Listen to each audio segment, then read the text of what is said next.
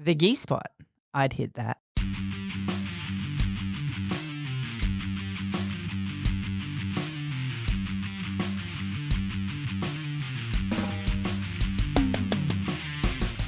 Welcome to the G. All right, you're on fire. Welcome to the Gi Spot podcast. My name's Rachel Bradshaw, and I've been doing jiu-jitsu a really long time, and I don't know how to talk anymore. You've been doing this nearly a year. Nearly a year, and you'd think I'd get the intro down. That's a bloopers for the end of the year for sure. That's crazy. Hey, how are you doing? You are. I'm Kaz. I've got a purple belt in jiu-jitsu and I'm still laughing at your intro, so I'm on a roll. Some of the time it's you jumping in and mucking me up, and then the last few times it's been me, and I don't even need outside help anymore. I've got to say, I sat back very quietly and calmly. I was being a very good girl on this one. You're on your own. Well done. Now, we have back in the studio for round two. We do. Do your do-do-do. Do-do-do. You used to do that all the time. Yeah, I know. I don't do it. Well, he's almost part of the furniture now. No. That's true. I listen to every episode, and I reckon she does that as much as she does the other thing. Oh, fuck hard. So that's your one. Yeah, there you go. So welcome to Grant Bradshaw back in studio with us today for part two of what we didn't have enough time to get to last time, because I think we're already 2.5 hours into a podcast. So we could have talked all day. So welcome. Well, we're gonna hopefully you're gonna talk today as well, because you were pretty quiet on the last one, not by choice, but Kaz and I just kind of roughshod over the whole thing. That's what we were joking. That's what happens when two ADHD people get in a room together. I'm honest. Does Matt stay so quiet then? Because he's a good boy. Oh. Because he's the Wizard of Oz behind the curtain. He's got the hyper focus going on over there. Yeah, that's true. That's true. And do you have your microphone with you today, Matthew? I can't hear you. I am. Oh, there you are. Oh, there he is. Hey, we're Sponsored all by on. the power of dexamphetamines. The Wizard of Oz is in the house. That's it. Emerald green, off we go. All right, so take two, on you go. Yeah, so let's do a little recap. Last time we talked about learning styles. Yep. What else do we remember for that episode? We talked a lot about the difference between adult and child learning, receiving, the differences between school orientation and sports as well. We did a bit of touching on that. I think this round you wanted to get a little bit more into dialect and modern versus historical. Well, my question, because we ended on the fact that I had a question after all that, and my question was going to be more around coaching. Yep. So approaching your students who all come from a variety of backgrounds, ages, learning styles, all of that kind of thing. How do you approach coaching a room as diverse as what we've got, using the tools that you have? Yeah. Hang on before you answer that. Can we just recap? Because anyone who hasn't gone back and listened to the first episode a couple of weeks ago when G was with us. Really should. Absolutely. But if they aren't and they're going to listen to this first, can you just give a quick breakdown of your credentials? Why are you here as a subject matter expert talking about this? In terms of coaching and teaching, I'm a high school teacher. I've taught for 25 years of experience, which of course came with a degree in education. Been coaching high-level sports, been coaching jiu-jitsu since 2016 full-time, and used to coach a lot before that. I've also coached water polo for years and years and years, up to a little bit of national level stuff. And do a lot of coaching, and through my teaching, I teach kids how to coach as well. So a lot of, and like with everything, coaching philosophy, coaching theory, and coaching best practice, sometimes it changes and sometimes it stays the same. And it's really interesting in the space of Brazilian Jiu-Jitsu. I kind of think that too many people have too much time and try and over-intellectualize something that is really not that hard. What do you mean? I mean, this is where we dive into Rachel's question. So how about I'm going to throw over to you to ask the question, because that leads us right into where we're going. My first question was how do you, as a head coach, we run Iconic. We have a kids program from 4-year-olds right through. We have a teens program. We have an adults program. And within even that adults program, we've got teenagers in the room, right up to 60-year-olds in the room, everything in between. We've got neurotypical people, neurodiverse people, and all kinds of different educational levels in that room. Blue belts. Purple belts. Them. Yeah, try not to talk about them. That's why I'm doing it for us. It's okay. I got you all out there. And experiences. So Yep. you've got brand new people in their very first night, all the way through to black belts on the mat. You're teaching a class. We don't separate classes at Iconic, which is a really unique way of doing it. A lot of academies will have beginner classes or fundamental classes and then advanced classes, and they separate their crew. Yeah. We decided a long time ago, we did do that for a little while, and we decided a long time ago to bring it all back together. Yeah. And how do we then coach a room as diverse as that and give everybody something to go home with? Because otherwise, if you teach to the lowest common denominator, you leave the more advanced people going, oh, well, this is boring, done this, 1,500 times.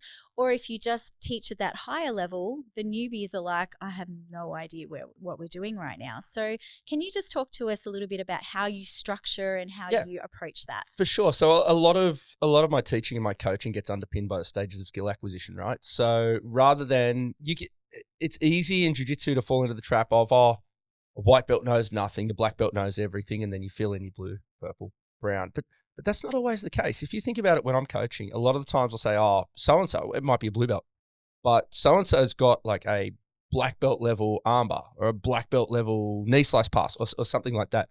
And what I'm really thinking of when I'm talking about that are those 3 stages of skill acquisition that people travel through when they learn a new skill. So you go from the cognitive phase, right, or the cognitive stage. That's where you really need to be thinking about every little thing that you're doing. And when I'm teaching a technique, a lot of the time, initially, that's the person who I'm pitching at. It'll depend on the room. So there won't be the capacity to add 1,000 little details in there. So if you're at the cognitive stage, you need a really broad brush approach.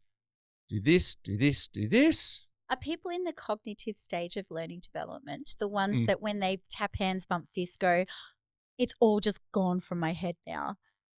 Can be. Yeah. Can be, yeah. So it's more about the fact that they don't know the skill they're doing. So they have to think about it. It'll be, so I use the example of kicking a soccer ball. Okay, my right foot goes next to the ball. I'm left-footed.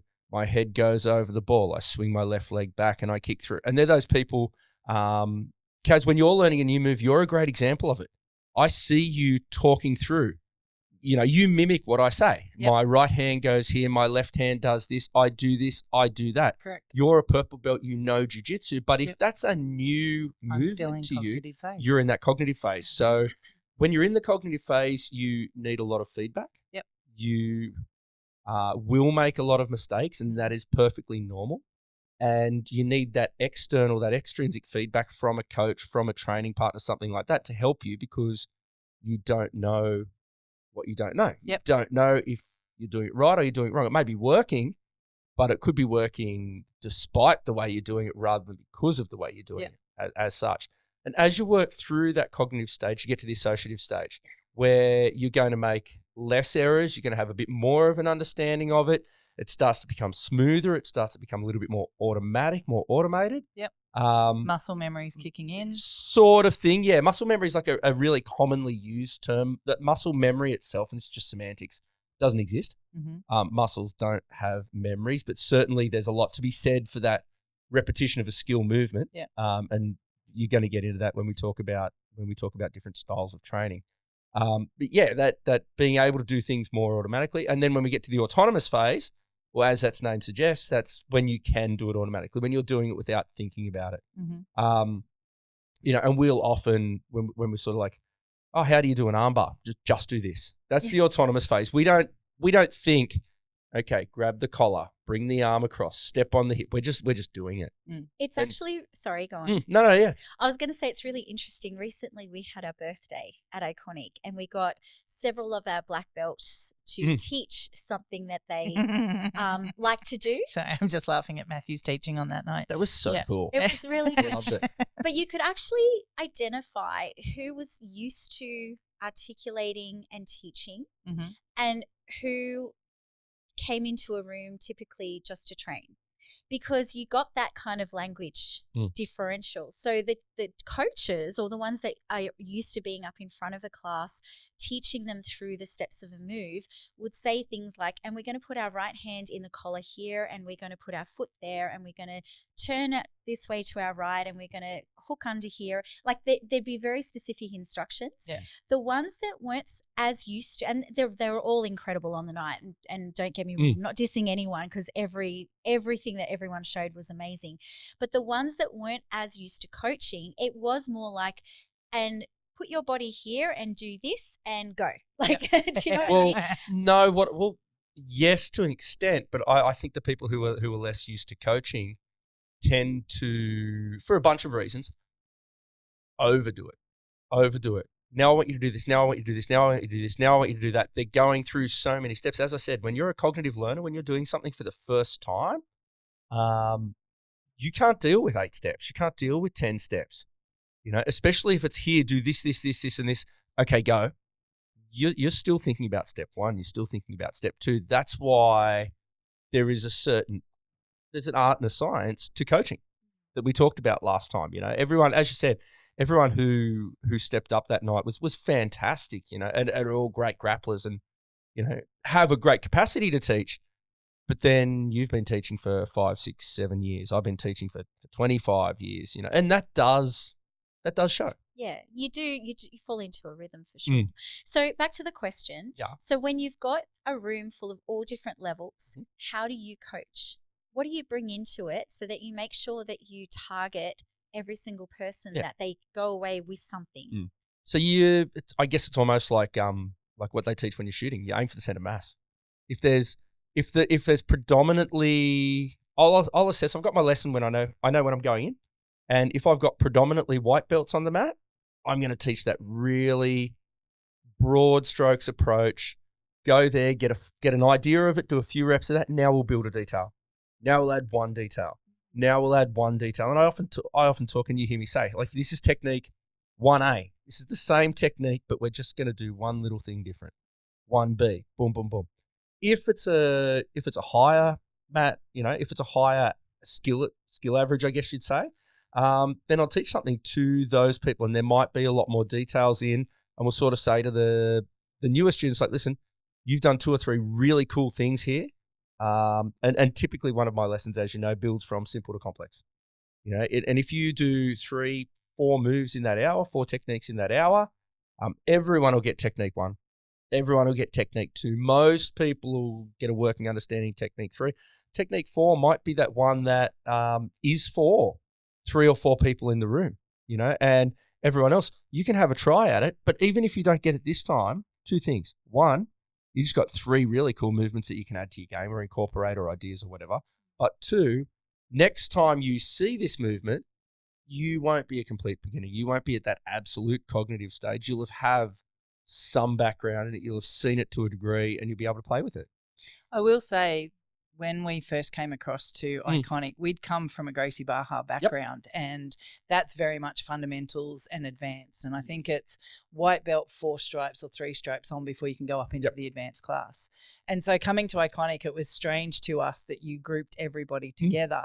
But I have learnt over the period of the last 2 years, you guys do really well in the space of, you've got a collective group on the mats, and to Rachel's point, it's a myriad of white belt through to black belt, and you will start exactly as you've just described. You might do the first that are broad strokes, and then you will go into drill either 3 or drill 4, depending on the volume of people and the repetitions we're doing, and you will then you'll vocalize it for the white belts to go, hey guys, we're going to do this. If you want to give it a try, by all means, hook in. Yeah. This is getting a little bit more advanced now, so you can just go back and drill 1 and 2 if you want to. Yep. So even though you're obviously making that assessment when you first walk in the room, you're having a look around to see what the skill set is in there, but you're then catering it through the lesson as well to adopt to all of those levels as you go. Yeah, and I think that's part of that experience that comes along. I go in, I've got my lesson plan. I've got in my head, this is what I'm going to do. But I also, having done it for so long, I can change it on the fly with a fair deal of success. Yeah. You know, I can sometimes we'll go off on a tangent. In my head, I'm going, we're doing this, and this. But in the first technique, someone might move in a different way, which leads us off onto a different tangent. And someone asks the question, how do I deal if they do this? And I'm like, okay, let's go in that direction. Yeah.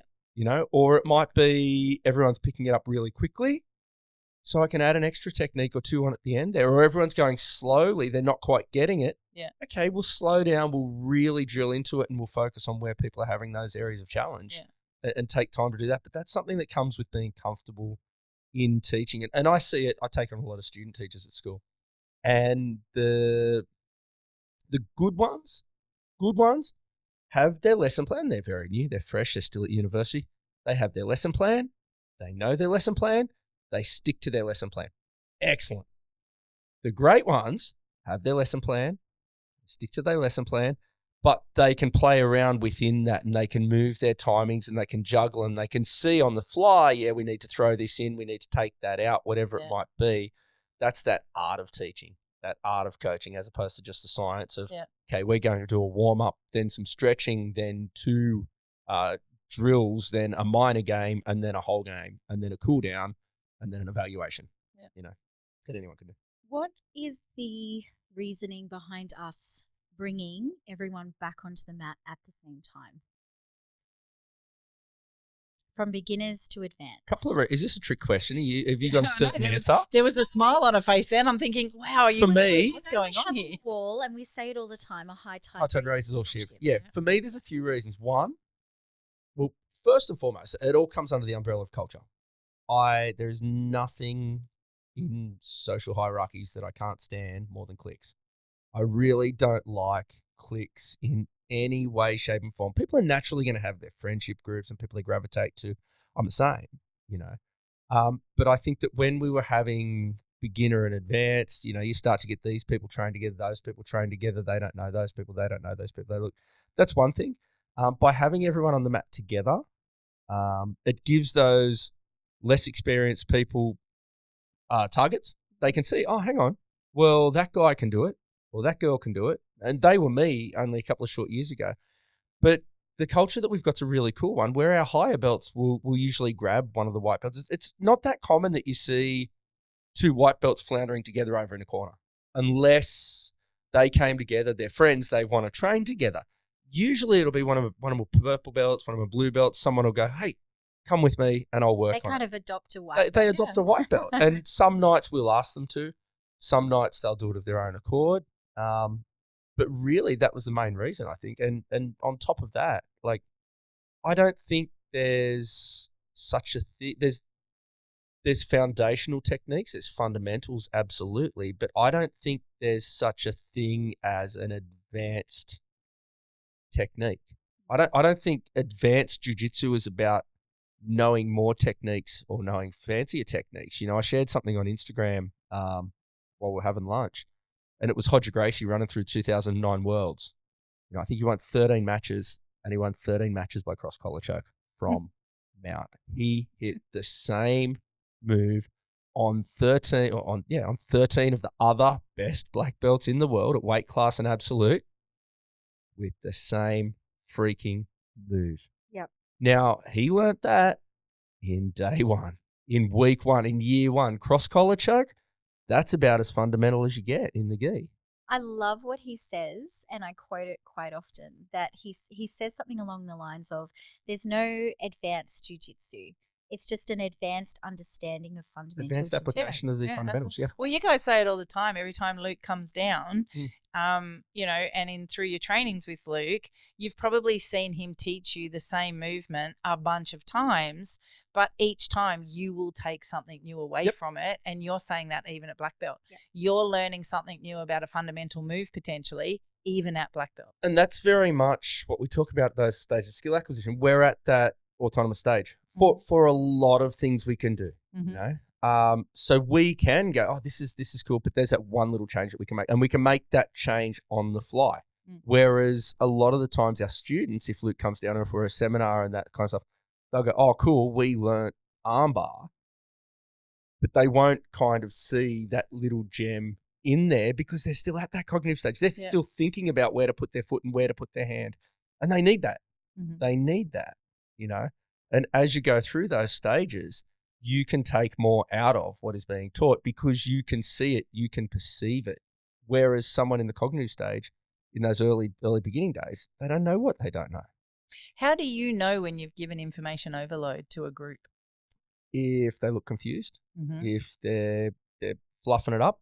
I think I tend to err the other way. I'm very I talk a lot, but I'm very concise in my movements. Mm-hmm. I'm very concise in my actual instructions. It's do this, do this, do this, do that.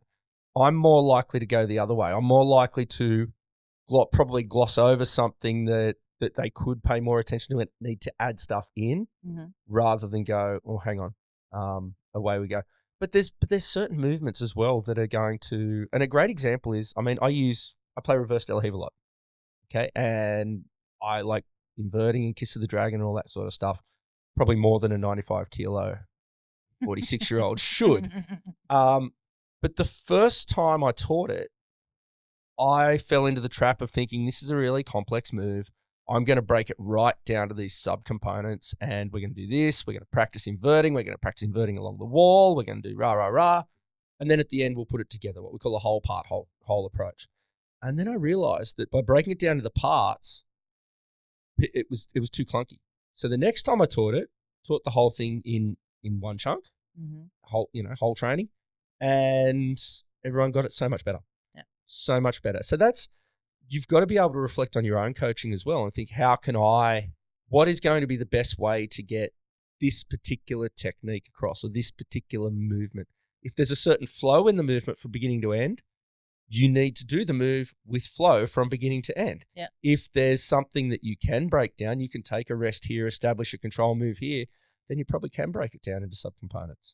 It really just depends on the technique. Yeah. There's no one size fits all approach for learners or for techniques. So what I guess we're talking about mostly now, when you're talking about this style of teaching, Yep. is our standard class. It's a Monday night, Tuesday night, Thursday night class. Yep. But we also do have other types of classes that we have at Iconic. Can you talk a little bit on that? Yeah, well, we don't even know what we call it. Sometimes we call it a positional sparring class. Sometimes we call it a comp class, whatever it is. It's where we work at a higher intensity for an hour, and each round has got a specific purpose. So it's getting into that area of ecological kind of training, but there's a big caveat on that, is who it's pitched at, right? And this is a good way to lead into it, is beginners are welcome to join that class. And they will learn a lot. They will take a lot away from it, but it is not the ideal class for a beginner to be at. So typically we'll have 9 rounds, and we alternate the structure of it. We used to sort of do 6 rounds of positional sparring. It might be mount escape, armbar escape, turtle escape, back escape, attack versus escape sort of thing. Sometimes it's guard passing drills, and then we do some live sparring at the end, some open-ended sparring where we might start from different positions or what have you. Some days submissions are in, some days submissions are out, different goals, different objectives, so on and so forth. Which is all well and good if you've got the skills to do a little bit of that problem solving, right? Yeah, because this isn't you teach a movement and then they drill it. This is like king of the mat rotation, constant. Well, that's one way we do it is king of the mat. Sometimes we'll do it with one partner. We work for 5 minutes, and you just swap top and bottom position. I really like, for example, our spiderweb drill, the armbar drill. I like staying with the same partner there, and we just swap positions over and over again, because the reality is, and we talk about this all the time, it's when you're free sparring, when you're open training sort of thing, it's pretty easy to, once you're a certain level, to avoid getting in that position where you have to escape armbars, because you just use posture and positioning and pressure and all those kinds of things to not get in that position in the first place. But what about one day when you do need it? And the last time you practiced it might have been 5 years ago when you did a class on armbar escapes. So what we noticed is when we first brought these classes in, rather than necessarily improving the attacking capacity of our students, certainly did that, but the guys and girls who were doing these classes or these sessions became so much harder to kill. Because the typical drills were Starting in a dominant position. So say mount, the drill is person in the mount wins by submission, only way they can win. Person on the bottom can only win by escaping, by getting their guard back or by getting to a top position. What would happen is the person on the bottom develops a lot more resilience. They develop the capacity to escape as much as the people on top develop the capacity to attack. So that was really, really cool. I think that's probably the one biggest takeaway is that pretty much no one in the academy can be choked from, like, if you're on their back now. Oh, I wouldn't say that. Well, a lot of people have very good escapes. Pretty much no one in the academy who does those classes consistently. Yes. Yeah. Yeah. Yeah. Hey guys, sorry for the interruption here. We just wanted to shout out to all our Central Coast and New South Wales listeners. One of our great mates has started a new business, Central Coast Supplements. Damien's a great guy who also happens to be a veteran. And as you guys know, My Broken Productions and Iconic are huge supporters of our veterans and first responders. So we'd love to see you guys get behind this awesome new business. If you're looking for protein supplements, healthy snacks for the kids, or just all-round better health options for the family, check out Damien's website, centralcoastsupplements.com.au. And guys, make sure you remember to use the discount code GISPOT. That's GI space SPOT. GISPOT at the checkout. Now, where were we, Rach? So, okay, you dropped a term. You said ecological learning. Mhm. It seems to be a bit of a new hotness. Yep. It's definitely making the rounds. There's academies that are taking ecological learning and this, what is it called? The CLA, Constraint-led approach, to be their be-all and end-all way of coaching in their academies at the moment. Where did that come from and what is it? And can you just explain it a little bit more? Explain what it is before I tell you my thoughts on it? Yes, Sure. absolutely. All right. So essentially the ecological approach focuses on the athlete and how they interact with their environment and that kind of sort of thing to problem solve. All right. So jiu-jitsu, any sport is, no, not any sport. Skills can either be open in nature or closed in nature.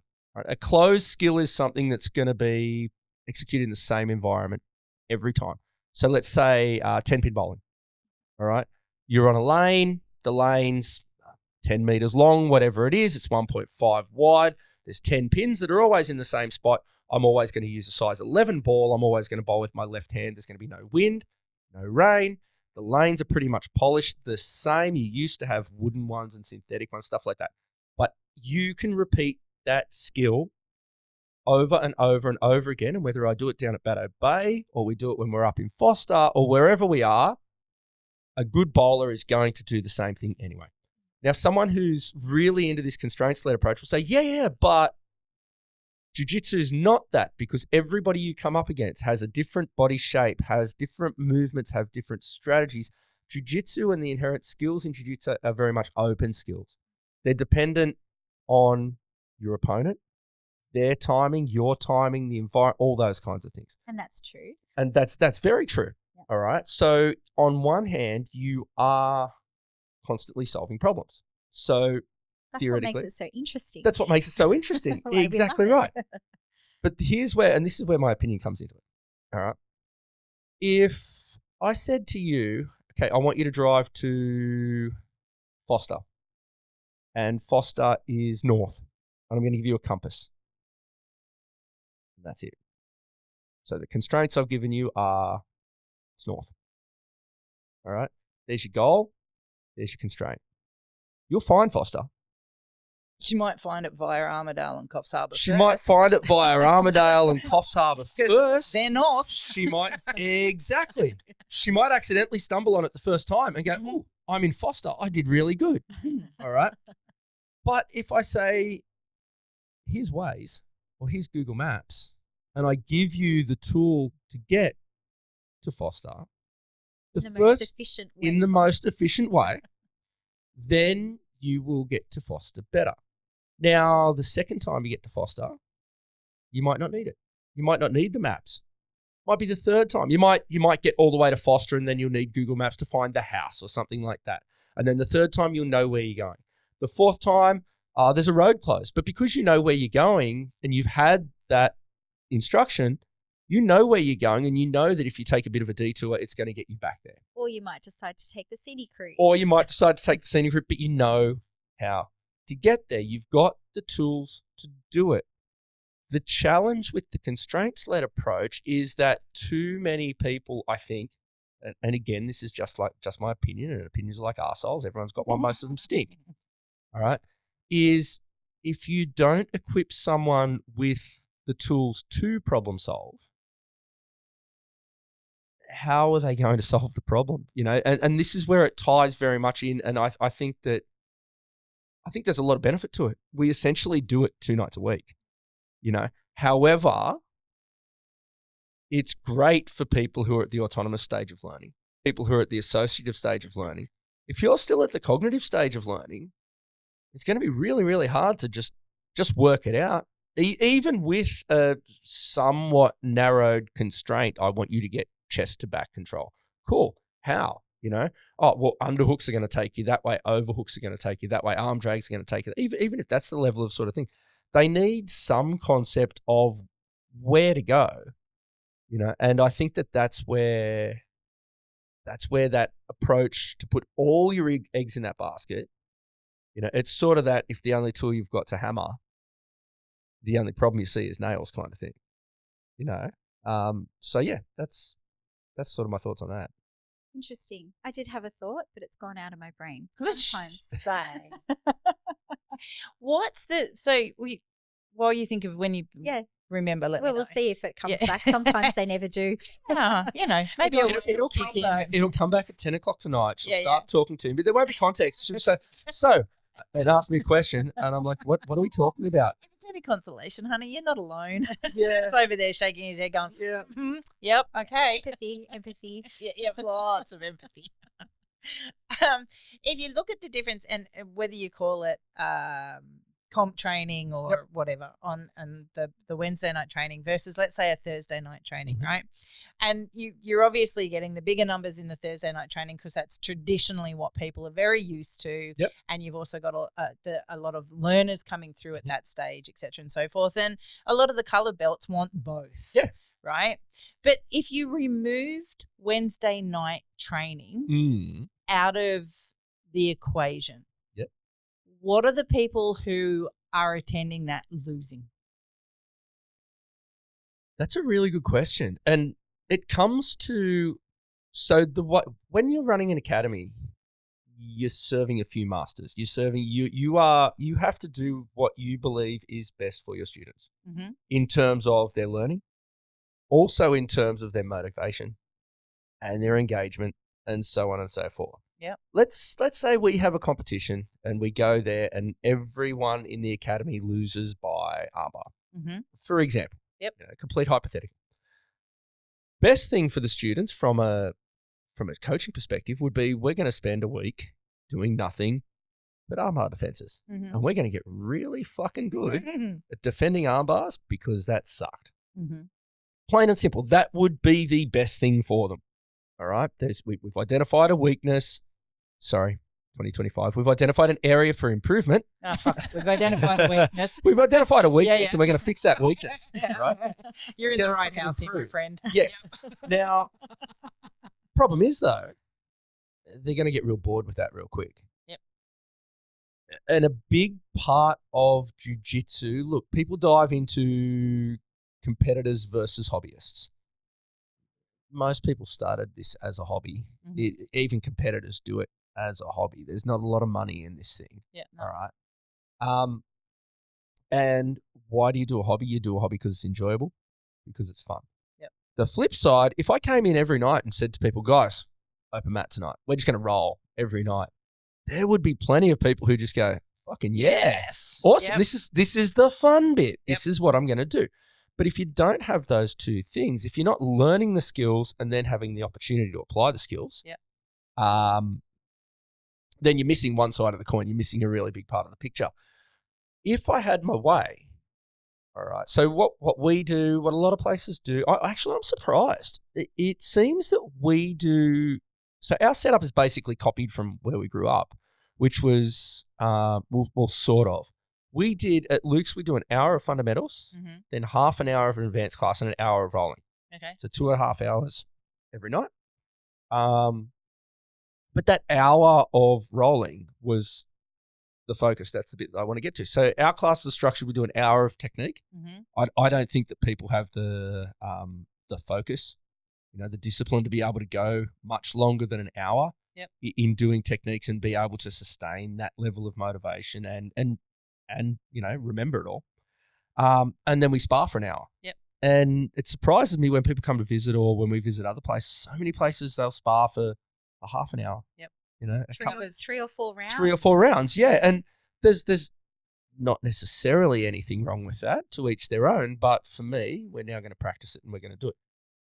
If we were to go in the direction of, okay, we're going to be focused on competition, our students are athletes, we are doing a sport, and so on and so forth, a lot more of our time would be focused on positional sparring.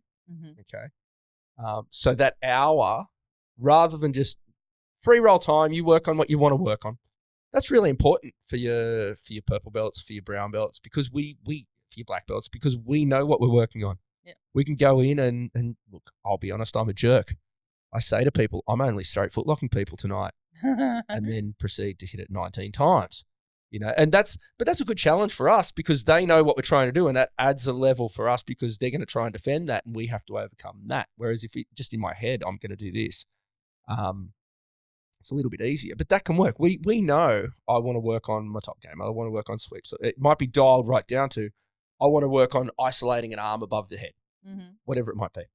But your blue belts and your white belts, it's like a sandbox.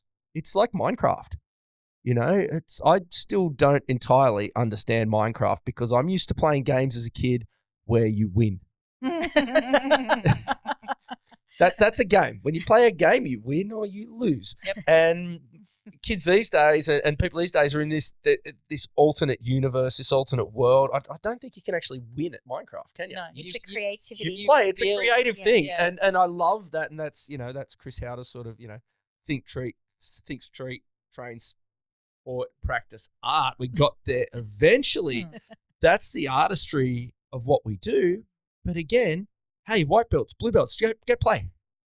Okay, cool. Where the fuck do I start? Yeah. So a lot of what we would do would be based on positional stuff. Yeah. There would be more of that constraints-based approach, but I would not throw the baby out with the bathwater and not teach them how to do an armbar and not teach them how to trap and roll, because you need to know the rules of the game. You need to know the skills of the game to be able to play the game, for sure. What we've been doing lately, so the way I structure our curriculum is we'll work in blocks. And notionally, it's a 2-week block. Sometimes we'll go 3 weeks, 4 weeks, sometimes we'll go a week and a half, whatever it might be. If we're working, so let's say we're working guard passing, say we're working close guard passing. First 5 minutes of the lesson will be, okay, grab a partner, close guard passing. However it'll be that real constraints-led approach. You got to pass the guard. They got to sweep you. That's it. I'm not going to tell you how. I'm not going to tell you what. That's just the game. Away you go.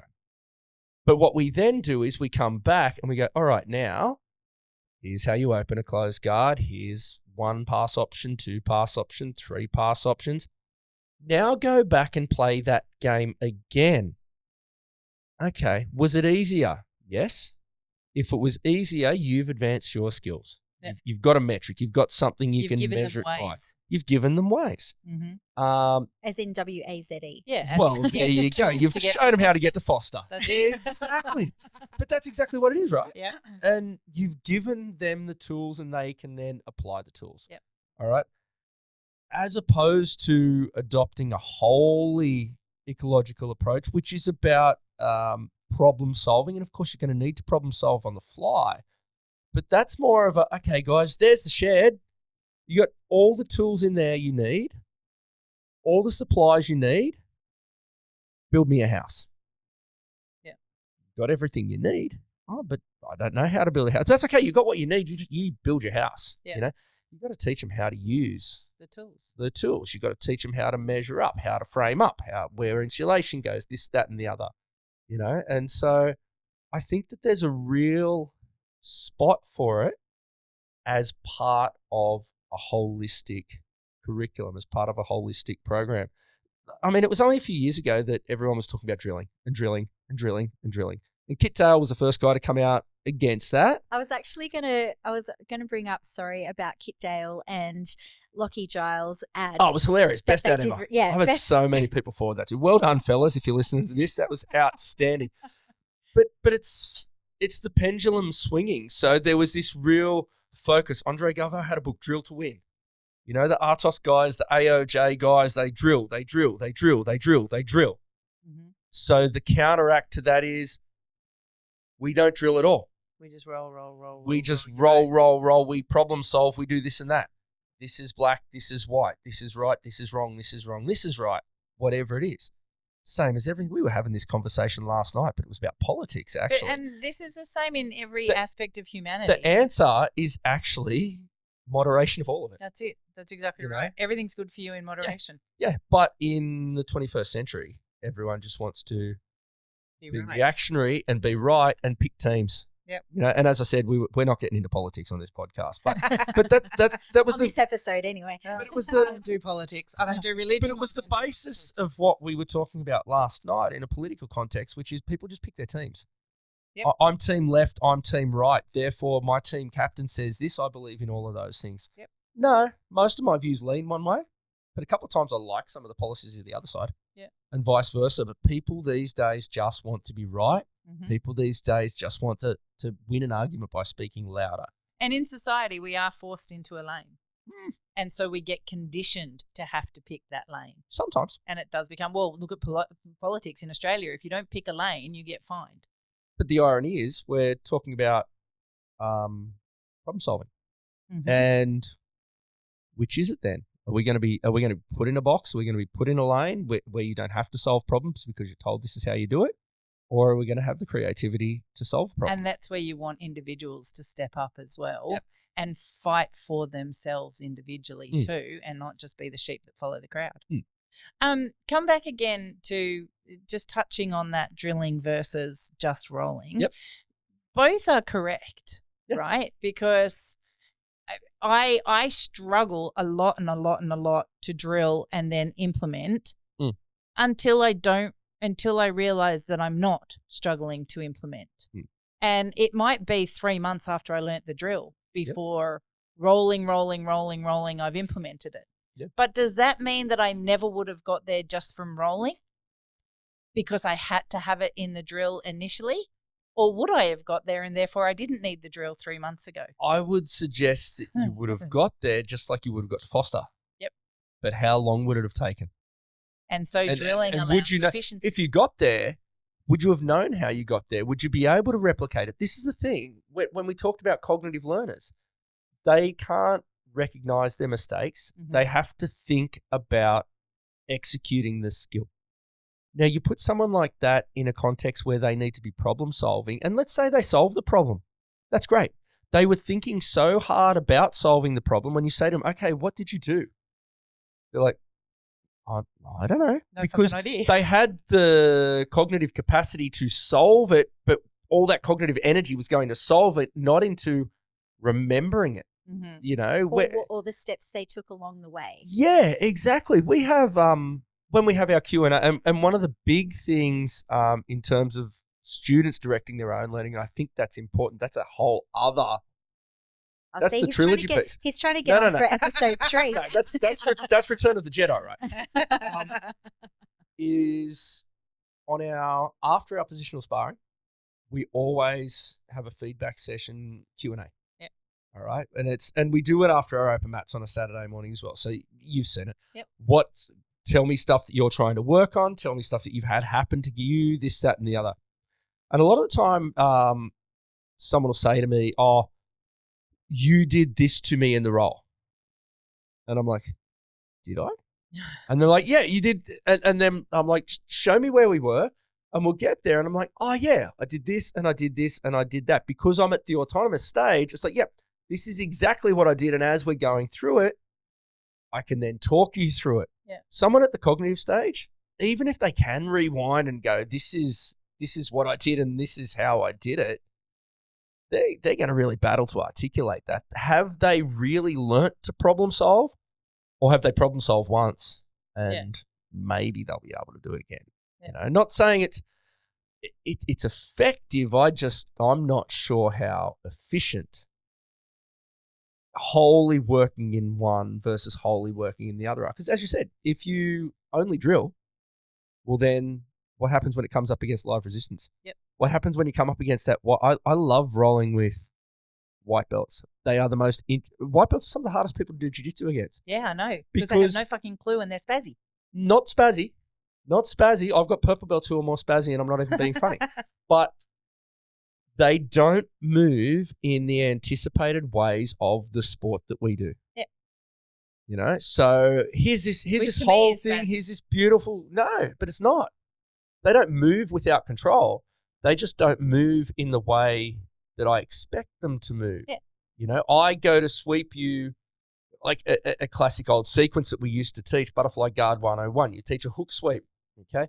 You're sweeping them to their left, so they step out on their left foot, and then you can come underneath and hit like a sort of a waiter sweep sort of thing, all right? That's what someone who has good base and an understanding of jiu-jitsu and understanding of posture and frames and all these things, that is their correct response to your correct attack. I suppose it's the same in chess, but I'm a shit chess player. Mm. You know, your attack elicits a certain defense, Mm-hmm. which then opens up a hole somewhere else.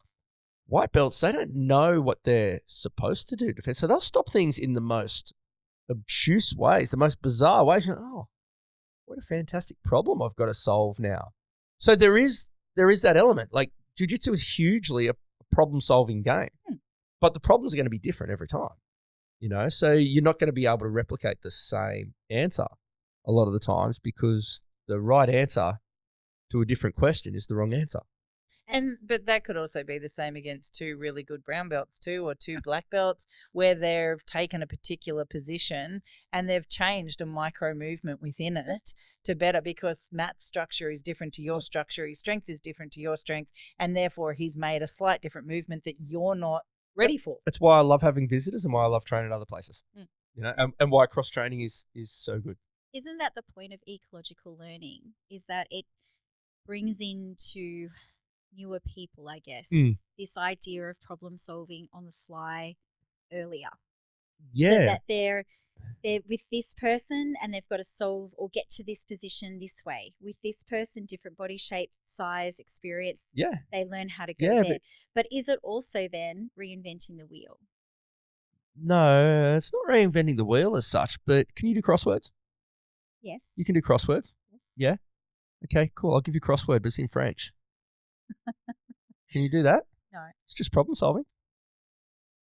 You know how to do crosswords. You know how to solve problems. It's across, it's down, there's questions, but you don't have the tools to answer one in French. That's my answer. I feel like I don't know, and I've read a lot about it. I've seen a lot of it online. I'm in a few groups that they talk about the games that get played and whatnot. I think for kids, it could be a really cool way of teaching kids, because kids are, I don't know, so creative in the way that they move. Yep. Sometimes they know better than adults how to move. Oh, yeah, for sure. Yeah. Well, we forget too as we get older and we get, less. Yeah. So remember we were talking earlier about how when you're coaching, you've got to serve a whole bunch of masters. Yes. And we use the example of arm bars. What would be best for those students would be, when you're teaching kids, your number one job is to make sure they have fun. And your number one job is to make sure they're safe, and your number one job is to make sure they have fun. Skill development is really, really important. Their parents are paying their hard-earned for them to come and learn jiu-jitsu, right? But it's got to be fun. And drilling over and over and over again is not fun, right? That game sense approach with much smaller objectives, right, is great. But you've also got to remember, we've been talking about this within the context of the speed and the efficiency of the learning, right? We aren't coaching our kids to be champions at 4, 6, 8, 10. And our boys are actually great examples of this. They really are.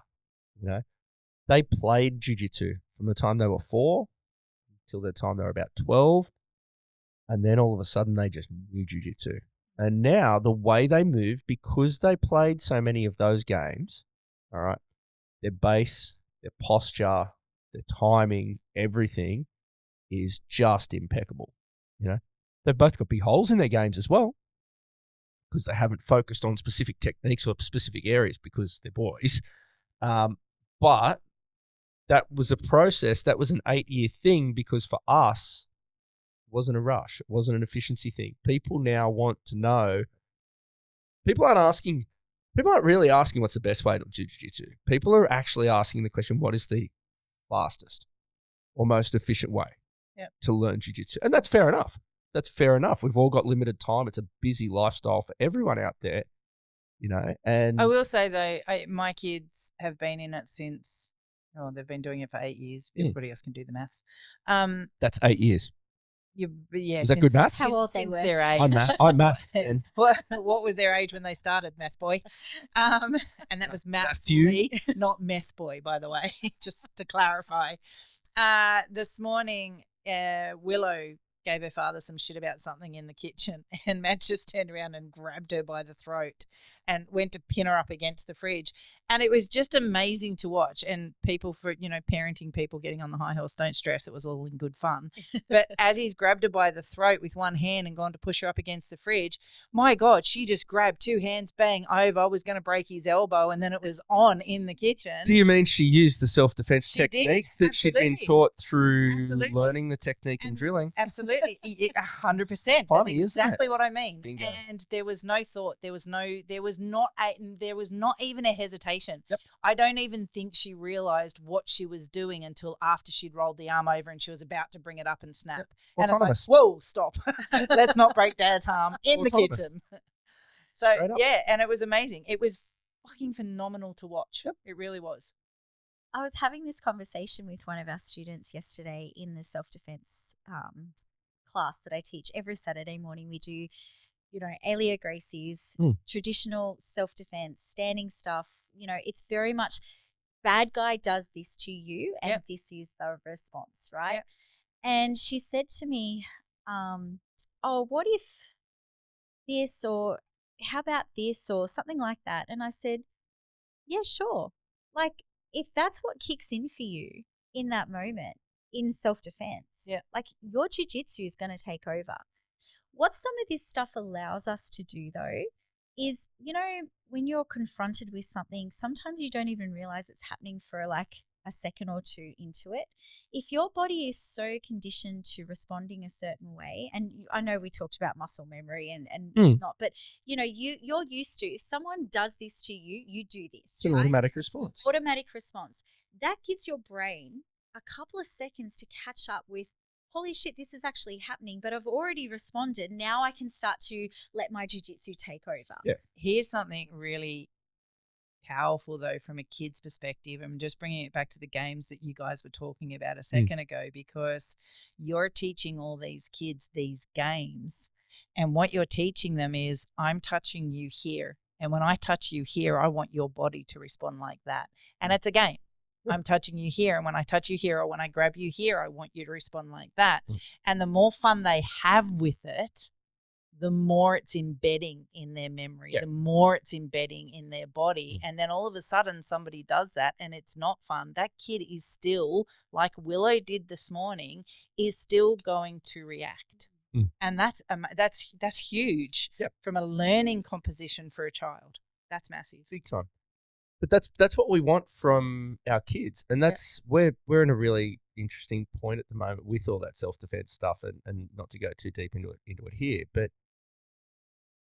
the reason why people come into the academy is actually important. And we've talked about what role the self-defense curriculum has at Iconic, what role it has in jiu-jitsu in general. Are we a self-defense school? Are we a sports school? Are we a hobby school? Are we a competitive? We're all of those things, and we mentioned that in the last podcast, but if someone's holding, well, it goes back, like I'm looking there and there's the red zone stuff, there's Jerry Wetzel stuff, it's a lot. He's like, prove it, test it, prove it. Does it work? Yes. Keep doing it. Does it not work? Throw it out. Right. But if it works, you're damn sure that's what he's teaching. Yep, absolutely. Do this, do that. We then test it, but it's been tested. It works, but we can't just go, someone's got a knife and just play. Your objectives, get the knife off them. How? Your objectives get the knife. How? Your objective is get the knife off them. Mm-hmm. Okay, cool. You're going to come home like with more holes in you than you're not coming home at that point. You're not coming home. No, not with a clean shirt anyway. So you use, we talk about the mats, our lab, when you're sparring, you are playing, you are learning, you're exploring, but you've got to have the tools to explore. Yep. You've got to have, this is an arm bar, this is an arm triangle, this is how it works. This is the best way to do it. How do we know it's the best way to do it? Because people have tried it 15 different other ways, and this is the way that fucking works. And sometimes things will evolve. There are better ways to do things. Great. Do them that way. I remember the first time you were teaching an armbar and you had taught it pinky to the chest, Yeah. and we had learnt it pinky to the chest. Yeah. And it's not wrong. All of a sudden, one day he teaches, and he didn't tell me any difference. He's like, palm to the sky. So rather than pinky to the chest, it's now palm to the sky. Yeah. And I was like, this is new. When did this happen? Wait a minute, hang on. What? And that's because as a coach, you take on a very, very, important responsibility of being up to date with what is working at the highest levels against the highest levels in the world. Yeah. So how important is that too as a coach? Staying on top of things. I want to keep this focused on as a coach, what are you doing in Iconic to make our students the best that they can be? Well, like you said, it's what are the best people in the world? Well, not even the best people in the world. This is how we used to phrase it because it came from Luke, and it's so true. If the best people in the world can use it against the best people in the world, it's a good technique. It works. But what that's really saying is, can you use it against someone with whom you're equally matched? Similar size, similar stature, similar experience. Yep.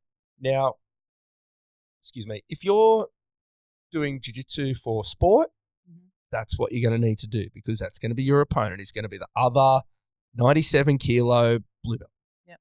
Masters, whatever it is.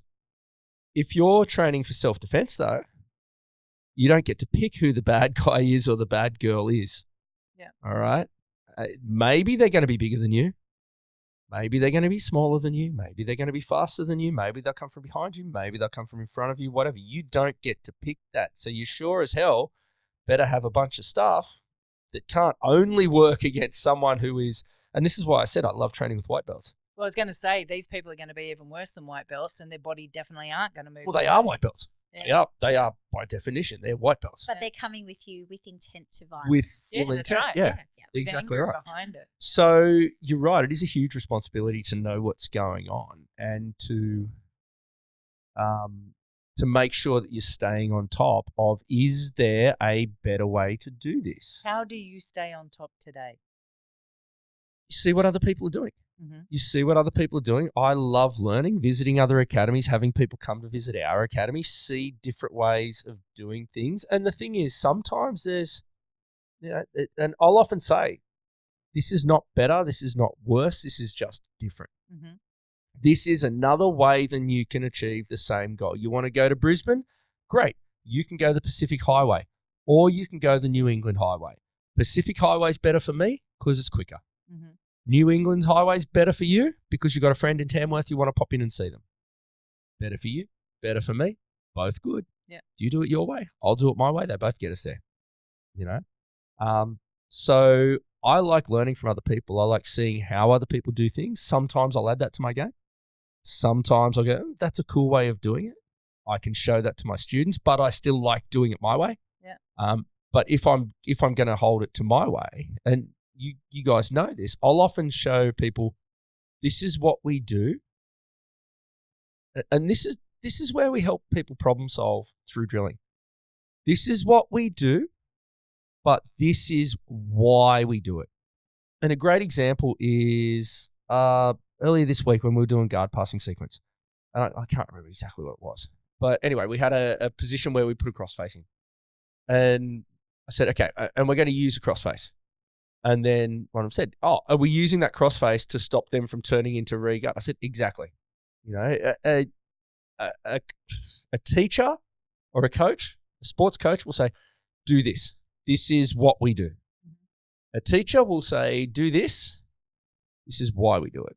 Because once you understand the why, you might have a different way to get to that same why. You know, so you might stop them from turning in with a crossface. You might stop them from turning in with an underhook. They're two different tools, but they both serve the same goal. So, yeah. I'm very much, for me to absorb, I need to understand the why. Yeah. It is very much a part of who I am. Yep. Otherwise, it's just a do this, oh, okay, and I might get it once or twice and then it's gone off with the fairies. Yeah. I did the same career for 30 years, and at my retirement last year through medical, I was talking with a professional the other day and they asked me, is it something I wanted to go back into? And I pedaled back and said, absolutely no way, no shit. 30 years was a long time. You've been doing this for a really long time. Would you change it if you had the opportunity? Coaching, teaching. Teaching, coaching. Love it. Yep. I love it. So still today, still as passionate about it. Yep. What is it about that? Why? I got into teaching selfishly. I got into teaching because I wanted to play sport every day. And what better way to play sport every day than be a PE teacher? Fair. And he's just a big kid at heart, really. Now I don't play sport every day with them because I've got to save myself for going to the gym afterwards and doing jiu-jitsu. So I still play every day, but it's my own thing. But it was really quick, really early on. I just realized just how satisfying it is to help other people work towards being the best versions of them that they can be. Mm-hmm. And that's my why. I love it. I absolutely love it. Helping other people to get better, helping other people to be the best versions that they can be, and making them be better than what I was at that point. It's just so awesome. Like Rach saw today, we were down at Avoca for the market. How many kids did we run into? Half a dozen? Heaps. Yeah. And some of those I currently teach. Some of them, one of them I taught in 2005 and 2006, right? And she was coming down to the markets to watch Flynn play guitar, to watch my son play guitar. That was lives in Avoca, wasn't going to go there, but went down because she knew that my kid was going to be playing. Why? Because somewhere along the line, I made a difference to her. Yeah. You know? And in fact, at school last week, I helped out her son. You know, that's my why. That's why you take teaching away from me, you take coaching away from me. I don't get that anymore. Yeah. You know? That's how long Grant's been teaching for. He's now over generations. Oh, I know. Our kids are in a myriad of other things around on the Central Coast. And the Central With Coast, a lot of my students. Yeah, that's what I was just about to say, that the amount of conversations that come home to this house from whether it's cadets or music or whatever, and they're passing teenagers and young adults and even mums and dads that have had you as a teacher, not to sort of put out there. They all need to understand.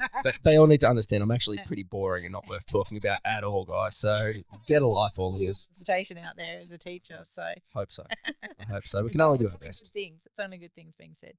So do you think that in the scheme of running an academy, being a head coach, it's a little bit of everything? It's a finger in every pie? What do you mean?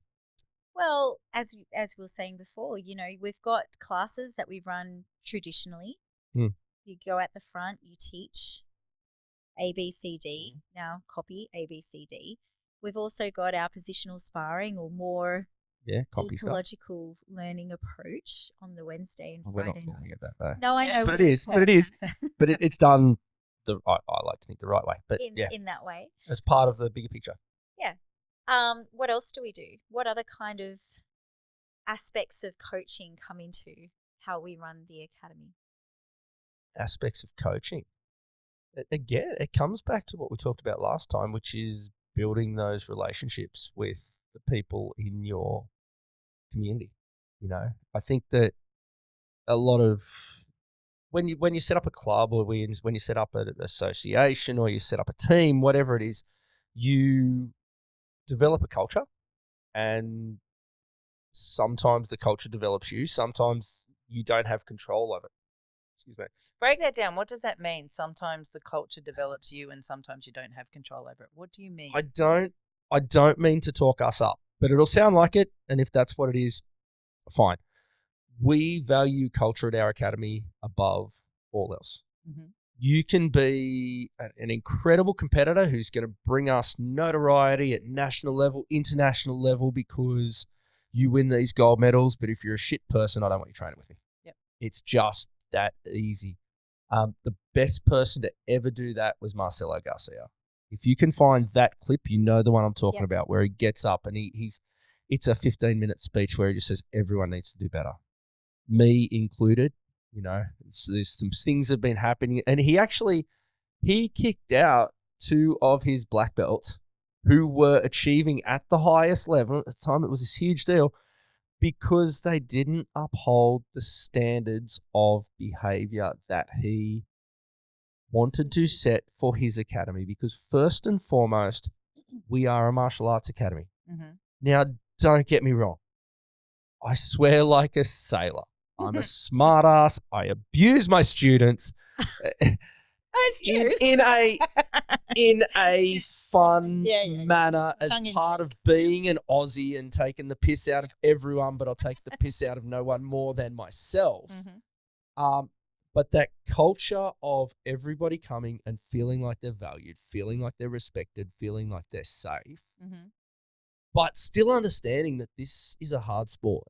Mm. That is the culture that we have built.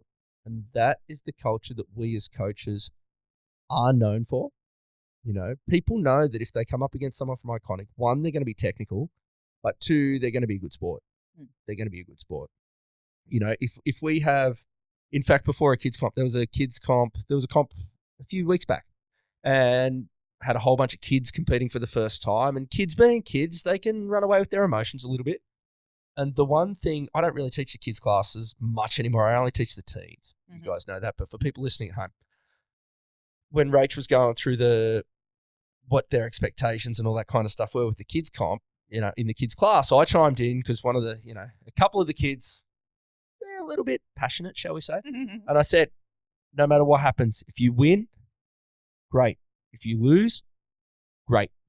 But you shake the referee's hand, you shake your opponent's hand, you shake the other coach's hand. That's it. You can run off and have the biggest tantrum you want after that. But if you're wearing my patch, if you're wearing our patch, if you are representing us, you will uphold the standards of behavior, of respect that we expect from everyone. Yeah. Because the moment you sell that out, you lose control. And that's when the culture starts to run you. And that's where young coaches can find traps, because they want to be everyone's friend. They don't want to have those hard conversations. That, don't get me wrong, I'm pretty friendly with most of our academy. I consider a lot of them to be very, very good friends. It's all I do is jiu-jitsu. I have no life. That and go to music, but I like doing that by myself. But first and foremost, you are the coach. Mm-hmm. First and foremost, you have to set the standard. You have to live that standard yourself. And if you see someone falling short of that standard, you have to call them to that, because the standard that you walk by is the standard that you're willing to accept. Yep. And that's the most important thing that we do as coaches. And we still work on it daily. There's still stuff I'll say to Rach, in this program, that's happened. I just don't like the attitude or the vibe or something that's happening in, teens or in veterans or in first responders or in women's or in or whatever. How can we, have you noticed this too? How can we bring that back into line so we maintain the standards that are important to us? And our standards are, I'm not going to say low. They're not. They're quite high. But you walk into a lot of places, and you guys were talking about this in in your Is It a Cult episode that was not at all a Is It a Cult episode. That's that was closer to an episode of Love Conquers. But anyway. I think he listens to that too. No, I don't. But We know. but there's a lot of academies where it's you bow on the mats, you bow to your sensei, you bow to your partner, you bow to the corner, you do-si-do, you 4-step to the left. Hang on, that's dance. Sorry, I'm teaching that next term. But you go That through. just went down a whole different rabbit You hole. go through all of these, traditions or whatever it might be. It might be you can only wear a white gi. It might be you. I've got a friend, and at his academy, you only take your gi off in the change rooms. Like no one walks around bare chested. That's not us. I mop the mats in my undies half the night. But You that's never mop the mats. I walk around the mats in my undies while everyone else You mops did it. do that. Yes. But hey, that gets the likes on socials. But our standards. No, it's all the other boys that are mopping the mats that gets the likes No, on social. my interview in our boxes Anyway, almost as- point. was almost as liked as Blake. He is a good looking rooster. But yeah, as coaches, our job is to set that standard, but also to I don't like saying enforce, but uphold. Yeah, uphold that standard, and that doesn't matter whether it's new person first day on the mats or whether it's you guys really close friends. If we needed to have a difficult conversation with you guys, it would be difficult, but we would be doing the rest of our students a disservice if we did not. So And we've had to do that in the past. yeah. And same in reverse though, like if there's things that students or members see that they want to call out, they come to you and have those conversations, and that's an open door policy. Absolutely. And I think And how important is that? I think that's what Grant was saying. Like the culture also evolves us. Like we have learnt so much over the years about what we do want and don't want, even by our students coming to us and saying, hey, this is happening, or I don't feel comfortable about this, or that person's doing that or whatnot. It makes us sit back and go, okay, let's redefine this. Like, what do we want? Because you can't see everything at all times, right? No, and sometimes it might even be us. Sometimes it could be. Yeah, but we always get up the front and we're like, listen, we're not perfect. Yeah. We make, and I do this at school as well. I'll say it to year 7s, 12-year-olds. Like, I make mistakes every day.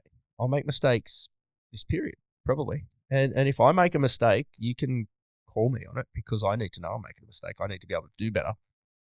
And we have got the culture for the most part where our students do that. Not always.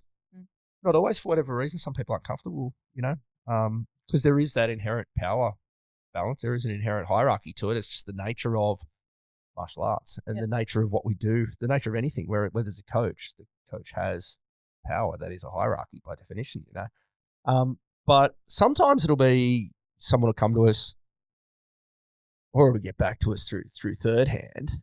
And our answer is, well, yeah, that's actually, we're okay with that. That's on you. So-and-so's training too rough. Well, no, we watch them. We train with them. They train okay. If you feel that's too rough, you're entitled not to train with them if you want. You never have to train with anyone you don't want to. But maybe you can reflect upon, are you applying the resilience that you need? Because, they're okay. They're fine. We'll never say straight out, you're a pussy, deal with it. We just think that and say. Grant does anyway. You're way more empathetic. You've said that too. Shh. I'm an angel. Oh, no, we've had that discussion. Sorry, HR. We know what goes on in that head behind the scenes. All right. Well, what else? Anything else you want to add about coaching? About coaching, it's heaps fun. Heaps fun. What would you say to a new person that's sitting out there today thinking that they're a brown belt, this is a great way to make an income and put money, put food on the table long term. They love jiu-jitsu. They're going to go off and start their academy. What do you say specifically just from a coaching point of view? What are the top, let's say, 5 things that are really important to take into consideration? Get a real job. No. We've got. It's okay, Rach. I think you've got a real job. No. Rach. No, you know where I'm going with this, don't you? Get like easier job. No. we got friends who have just opened up a small space, and it's awesome. It's a great vibe. And we talked about this. They have gone all in. Mm-hmm. It's ride or die. We're going to run this Jiu-Jitsu academy. Okay. Jiu-Jitsu is a huge part of the lives of the 4 people in this room. A huge part. You know, we've built our business and our family around it. Your family's very involved in it as well. Podcasts, black belts, kids, everything. All right. Jiu-Jitsu just ain't that important in the grand scheme of the real world. The self-defense skills and all the skills are, but no one cares about your little sport except for the couple of thousand people who do it. So where people, I find, is they make the mistake of thinking that just because they love it, everyone else is going to love it as well. That if you build it, they will come and it's going to be easy. The reality is most major cities in Australia have already got a couple of jiu-jitsu academies. Mm-hmm. They're probably doing pretty well. A lot of them. Most of the jiu-jitsu coaches, most people who run academies are probably still working full-time. Mm-hmm. It is a passion project. We have built Iconic over 9 years, and we're at the point now where Rach can work full-time for us. But that's 9 years of sacrifice. That's 9 years of, you know, I've got a fantastic paying job. I've got a really good, really secure government job. You know, people can say, oh, well, teachers only work 6 hours a day. Yep. But I'm working from 8:30 until 8:30. I'm pulling 12-hour days to make both of these things work. So the best advice I'd give people is keep the perspective of what jiu-jitsu is. Share how important it is to you. Love it. Advocate for it. Encourage people. But when all's said and done, it's just another hobby, just like what we talked about, tennis or soccer or whatever it might be. Yeah, the skills are important. Yeah, if I had my way, every kid would learn to defend themselves using something like jiu-jitsu. All right. Yeah. But that's not the world we live in. But from a coaching point of view, From a coaching point of view, what are the invest 5 things? invest in learning how to coach. Just because you are a good athlete doesn't mean you are a good coach. Just because you learnt to do something a certain way from your coach and it worked for you doesn't mean they were a good coach. Mm-hmm. You might have just been particularly athletically gifted. You might have just had a really good relationship with that coach. You might have just been their meal ticket to, oh, you're the best athlete they've ever had, and so they're going to put all of their time and energy into you, because if they can get you on this show, then they get looked at by proxy, and so on and so forth. So invest in your coaching. Invest in learning how to teach other people how to do things, and don't be so close-minded, excuse me, as to always do it the same way or to put all of your eggs in one basket. Like we started talking about, don't be the drilling guy. Don't be the ecological guy. Be the coach with a really big toolbox who knows that at this time, that's the tool to use. At that time, that's the tool to use. With this person, we're going to apply a combination. And if you do that and you keep an open mind, then you're going to be a great coach. Are there programs available anywhere that you know in the universe at all of jiu-jitsu that says, here are the nuances about coaching jiu-jitsu, that if somebody wanted to go and start a gym, they could go? Like, you know how there's tutorials or there's videos from black belts teaching individual moves and drills and all the rest of it. Is there actually packages out there, coach the coach, so to speak? Look, there probably are. I've actually got a level 2, I think, coaching qualification through NCAS in jiu-jitsu. I don't think that is necessarily the right way to do it. Mm-hmm. That's more of a political thing, and there's reasons that's done and so on and so forth. I did it because to teach jiu-jitsu in schools, you are supposed to have an official coaching qualification. Mm-hmm. Most jiu-jitsu coaches don't have that qualification. Most really, really good jiu-jitsu coaches don't have that qualification. You can, but coaching is coaching. Jiu-jitsu is that's your subject area, but learn to coach. I can coach water polo. I can coach AFL. I can coach strength and conditioning. I can coach soccer. If I needed to, I can coach netball, basketball, you name it, hockey, because I know how to coach. Mm. The sport is almost secondary. I can coach jiu-jitsu and water polo because I know those sports intimately. I have a better level of understanding of those sports. But the fundamentals, the principles of how to coach, learn about skill acquisition, like we talked about, stages of skill acquisition, different feedback styles, different ways to sequence a lesson. Learn about learning styles that we talked about Where last do they time. learn about this from? So they don't need to do it jiu-jitsu specific. There's a Australian Sports Commission have got a level 0 coaching course that is fantastic. We actually get our year 9 and 10 sports studies kids to do that course. There's a whole bunch of really good stuff out there. Like we live in the world where the entire world's information is in our pocket. You know, you find the right information, the right resources, the right books on coaching. And to their credit, I've got to say, a lot of the CLA guys, a lot of these ecological guys are genuinely invested in their learning. And I really like that. They're not just coming out going, we're going to do it this way. Excuse me. They go, we're doing it this way because this is what the research that we've read suggests, you know, and there is some backing to it. My argument is just that some of them probably find research that's confirmational bias. They're reading the stuff that says what they want to read, and they don't read the other stuff. It's kind of like the algorithm. And it's all, exactly. They're reading heads, they're not reading tails. Yeah. But heads and tails, you need them both to be on a coin. Yeah. You know, so coaching, general coaching courses, general coaching principles. Look at coaches. I read a lot. I read a lot. One of the best books I've ever read, was, and I just passed it on to Connor, was about the culture that was set by the All Blacks coach, right? New Zealand rugby team, one of the most successful. I've forgotten the name of it, escapes me at the moment, but that was all about the culture that they set, and because of that culture, that team was so successful. And that is going to be the same, whether it's rugby, whether it's underwater hockey, whether it's jiu-jitsu.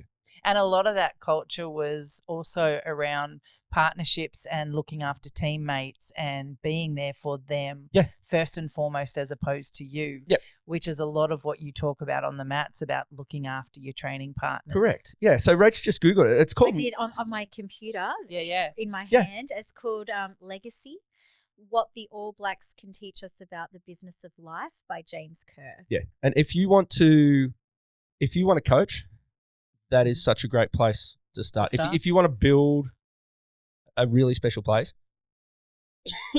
sorry.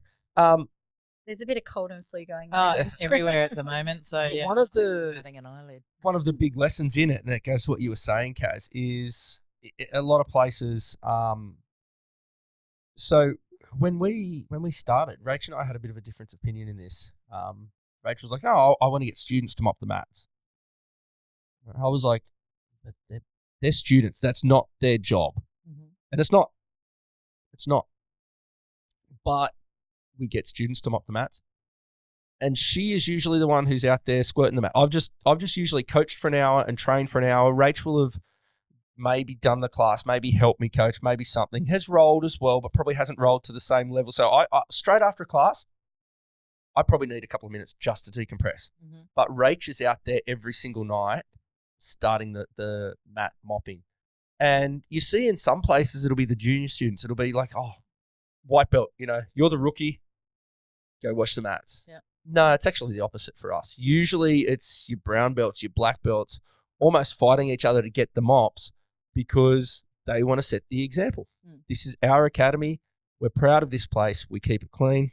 We do it. We don't ever demand. If no one volunteered to do the mats, we wouldn't tell people to do the mats. Sometimes I ask, I'm like, can someone grab the mops? Yeah.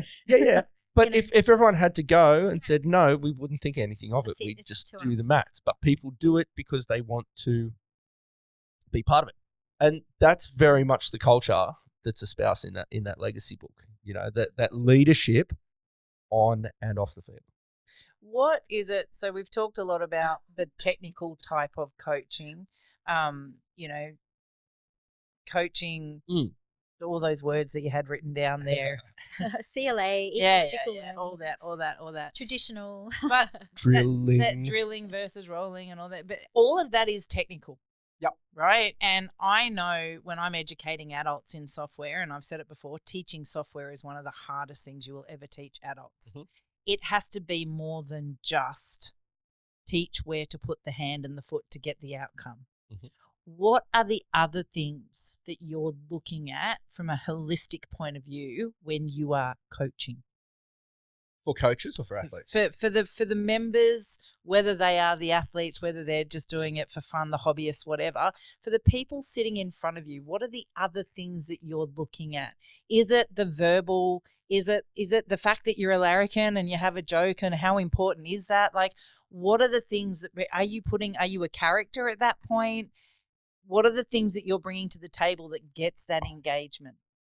How important is it? When I teach at school, Mm-hmm. it's a performance. Yep. Has to be. Why? I can't go in there and teach the way I teach at Iconic. Mm-hmm. No, you Can't use the language I use, right? Yep. I can't use the same amount of sarcasm that a bunch of reasons. Yep. We've got an adult learning environment. This is my school. This is how I can teach where I truly believe is most effective and is the culture that I want to build. And if people don't like it, get stuffed. I want people to come not because of me. I want people to come to Iconic for the community. Mm-hmm. All right. And whether it's me teaching the class or Matt teaching the class or Rach teaching the class or any of the black belts teaching, we've got 10 black belts. They all chip in and coach when we need to, and they get there and they're going to get a different personality. They're going to get this, that, and the other. But I'm me. And this is my academy. I don't want to have to pretend to be someone I'm not when I'm here. If you don't like that, if my personality is not for you, great. I don't know a single person in the world who 8 billion people like. Yeah. There's always going to be someone there who's like, oh, so-and-so's just too fucking nice. Whatever it is, that's cool. That's fine. I'll never get accused of that.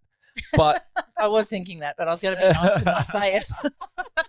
But I get to be me. And you know what? There's 240, 250 people who really, really jive with the way we do things. Mm-hmm. And if you don't jive with the way we do things, okay, there's other really good academies just around the corner who do things slightly differently. You might jive with them. We've had people who have left us to go to other academies. You jive better with them. That's you being you, and I understand that. Yeah. I get it, and it's your house, and you're allowed to be, and I understand that. But you come in and you, irrelevant of the day you've had, irrelevant of how you're mentally feeling, fatigued, otherwise, irrelevant of whether or not you've just had a big fight with the missus and you're in a shit mood, you come onto that mat and there is laughter and there is a joke in there, and you are, is that important, as opposed to just going in there and going, I'm going to teach you how to do a cross-collar choke. You do this, you do this, you do this, 1, 2, 3. Yeah. No, every time I teach, whether that is at school, Mm-hmm. whether that's at the academy, whether it's a 4-year-old or whether it's a 60-year-old, Mm-hmm. my responsibility is to give you the best of me that I can. Now, as you said, some days that bar will be a bit lower. Yep. I'm sick at the moment. Guys, I'm a little bit tired today. I'm going to give you the best I can, but if I'm not my normal upbeat, so I apologize for that. I'll do my best for you. Yep. And how important is that level of honesty? I think it's important because, as I said, I want them to see that I'm not perfect.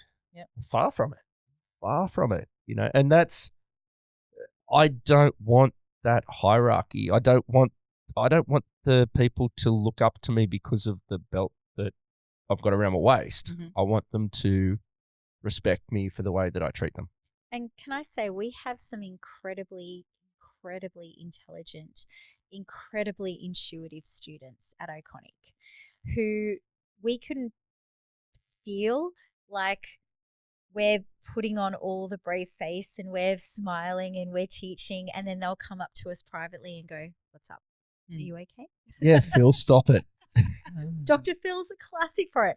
Well, what's wrong? Like, you're not quite yourself today. I'm like, I am pretending to be as much myself as what I normally do. And then he comes out with that, I know. But you were having conversation with one of our students the other day who Yeah. was giving you a tattoo. Yeah. Yeah, and he was saying like, oh, sometimes I can tell when you've had a big day, or and Grant was like, oh, I didn't realize how. But he was also saying, but you always give us what I said. He was like, you always, sometimes you'll disappear into the, and I often do. I'll teach a technique, and you see this. I teach a technique, and then I know I never leave the room unsupervised, but I've got Rach walking around, I've got Matt walking around, I've got Jay, Berkey, whatever it is. I'll teach, and then I'll just pop into our change room for 30 seconds. Just, okay, boom, that's done. I just need a moment for myself. Yep. Now back out I go. Mm-hmm. And they're the little sorts of things that you can do when you have your academy. I can't do that at school.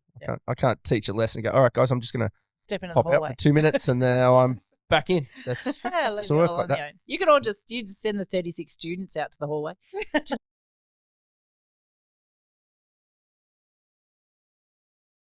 So it's important. I guess what I'm trying to get at is from a learning perspective with your 50 people sitting on the mats, it's important because it's engaging for them, right? Yes. There's got to be more than just the hand here, foot here, do this. Yep. If it's all monotone, you'll lose a big percentage of the members. That's the art of teaching. Remember we talked, and this is a throwback to our last episode where we talked about learning styles, and learning styles exist. There's the evidence has debunked the fact that different people learn better through different learning styles, but people can be more engaged by certain things. Some people like reading, some people like watching videos, some people like audio, some people like touch, all that kind of stuff. Mm-hmm. And that's what we talked about. And that's so important is even though people can theoretically all learn the same regardless of what style, air quotes, you implement, they're going to learn the best. Just like it's not only drilling, it's not only ecological, it's going to deliver it verbally. You're going to give an example. You're going to demonstrate it. They can feel it. All of those things. You're going to tell a joke. I'm going to tell a joke. They're going to laugh. I'll make a really weird analogy that they'll all go, yeah, right, I understand. Relating it to their daily experience. And that's the art of coaching. I said, and it's so true. I think that anyone who coaches should invest in their learning how to coach. But some people have got the personality to teach other people, and some people do not. I was going to say a lot of it does come down to personality. That's just it. It really does. Yeah, we say it. We both Matt and I used to work at a university for a number of years, and we used to see it all the time with university lectures. Just because you know it doesn't mean you can teach it. Exactly. And they would lose so many students in that room and not even realize they'd lost the students. Yep. And that's such a critical thing. And the flip side of that is they might have some undergrad or some fourth year or some, post-grad who's really fresh out, who, doesn't have this level of depth of understanding and breadth of understanding. Yeah. But they're an exceptional communicator. Or they're particularly empathetic, or they're whatever it might be. I'm not the best athlete in jiu-jitsu. I'm okay. There's people who are better than me. There's people who are worse than me. I'm not the best coach, but I think I'm a better coach than I am competitor. I think I'm a better coach than I am athlete, I should say. Yeah. I might be wrong. I don't know. That's up to my students to decide. Well, we keep coming back. So yeah. Your students keep coming back. That's got to say something. Exactly. Cool. How you going? Yeah, good. I did get some words in today. I know. We've been making sure of it. I've been sitting have you not noticed how many times I've sat on my hands? Played with my lid? How to keep Kaz quiet. Give her toys. I love it. So do you have more questions? No. Look, I really wanted to cover off because I feel like last episode we talked about the student and the student's experience a lot. Today I wanted to talk about coaching and coming from that level. And especially about this sort of new, it seems to be like the hot topic at the moment, which is this ecological learning and this constraints-led approach. But here's what you got to remember.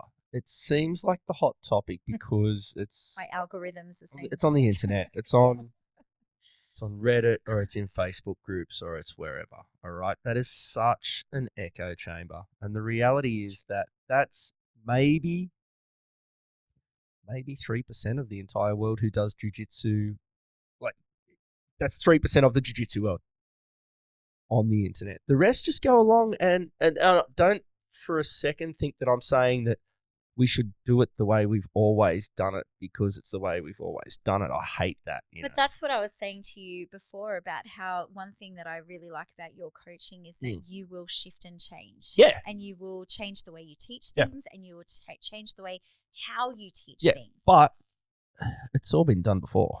Yeah. And there's a reason we teach the way we teach because we know that there are those stages of skill acquisition.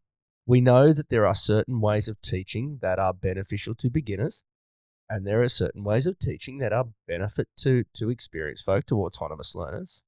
And there are certain ways of learning that will work for some skills and other skills, open skills, closed skills, the discrete skills, serial skills, continuous skills, all these different things. Now, if these guys who are out there pushing either side of the agenda don't really understand about the stages of skill acquisition or don't really understand different ways that you can break down skills, types of skills, then they really don't get a start in this race. It's what everything you just said then. I had a question brewing in my head and you kind of answered it for me as well. So tell me if I'm right or wrong here.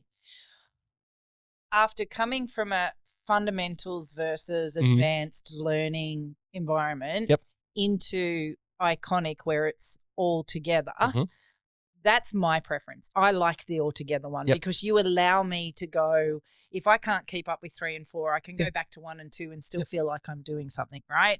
But I'm not segregated. Yeah. And I don't like segregation. Exactly. And so I started to wonder why the hell there is still so much out there being taught in that segregation mentality. But by and large, a lot of it could be following the sheep simply because they're not looking at the alternatives as the benefits that can unfold from it. Yeah. They're not self-educating. Yeah, I would say it's easier. It is easy. The way we do it is harder. Yeah, absolutely. Absolutely. But, and not toot my own horn, you've got an experienced coach, not an experienced jiu-jitsu practitioner, but an experienced coach. Yeah. Most you've got an educator, a professional educator on the mat. Yeah, and I think if you're a jiu-jitsu athlete who is getting into coaching and, okay, you can teach these beginners this armbar and these advanced people this berimbolo at a crab ride, for example, that they're not going to be able to teach that to the beginners and they're not going to be able to motivate the advanced learners with that. But that's because they haven't invested in their coaching. They don't yet know how to coach. That's it. It's easier for the coaches. It's not necessarily better for the members, though. Can be. Yeah, not necessarily.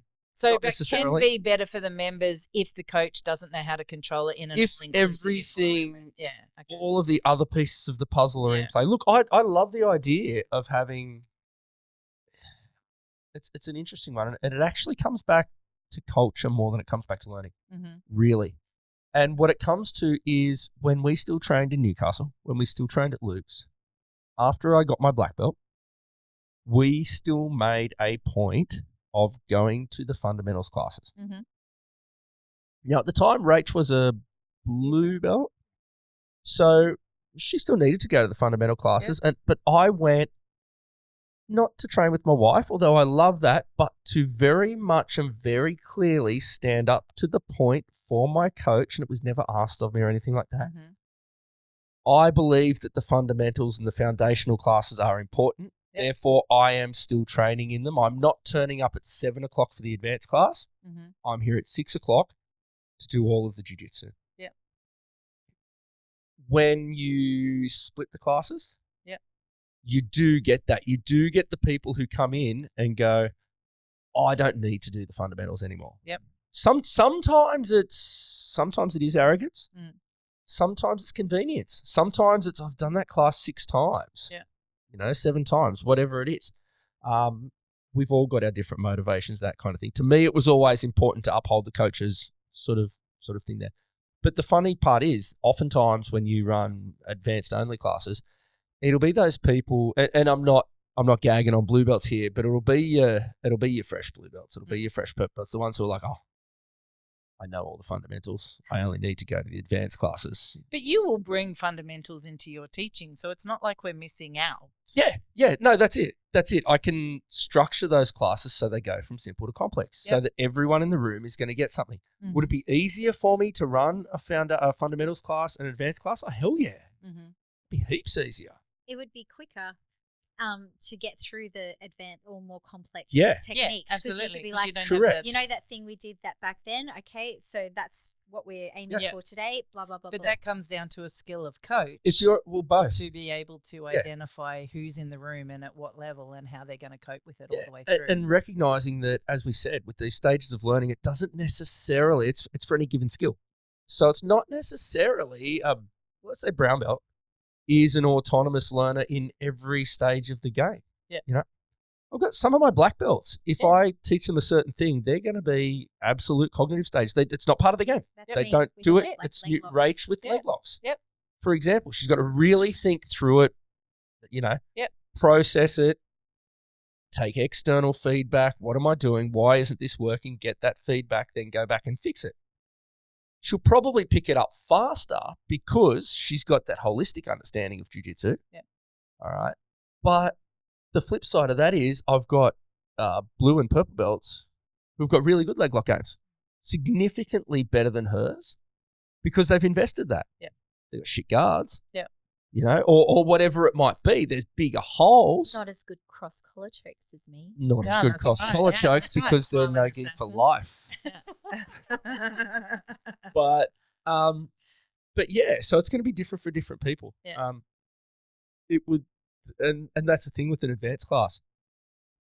If we were to do fundamental and advanced classes, we would not do the model that a lot of other places do, which is you can only do the advanced class after X amount of time. Yeah. Because that would be counter to what I said, which is I don't believe there are advanced techniques. Yeah. And it also goes against the grain of what you said before about the comp classes on a Wednesday and Friday night. Anyone can come.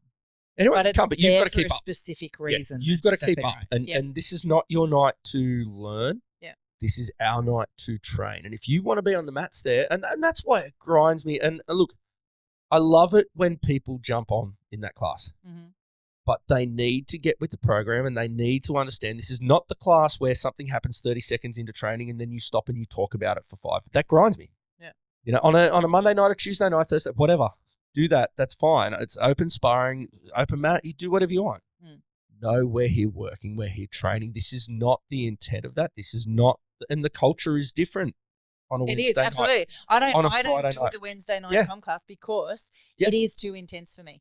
And Yeah. my brain explodes. I can't keep up. I panic, and then I think I And fuck myself over, thinking I'm fucking it for everybody else on the mat. And that's So I intentional. just I actually don't want everyone on the mats Yep. for that class. You've got to have it's not an invitational class. As I said, anyone can go. Mm. But I want people who are going to turn up and are going to work Yeah. and are going to make me do the work. Yeah. You know, because I need to be held accountable And sometime soon.